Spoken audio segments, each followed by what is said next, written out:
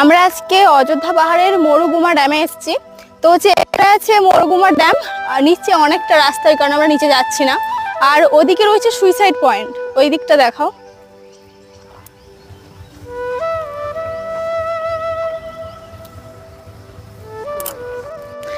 হ্যাঁ, এটা ঠিক, এই পুরুলিয়াতে গরম একটু বেশি, কিন্তু কেউ যদি প্রকৃতির সৌন্দর্য উপভোগ করতে চায় তো এটা তার জন্য পারফেক্ট।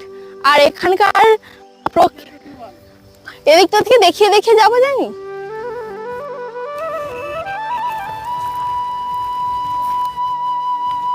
এদিকে আসো, এদিক থেকে ভিউটা দেখো। আমি যাচ্ছি, কিছু বলছি না।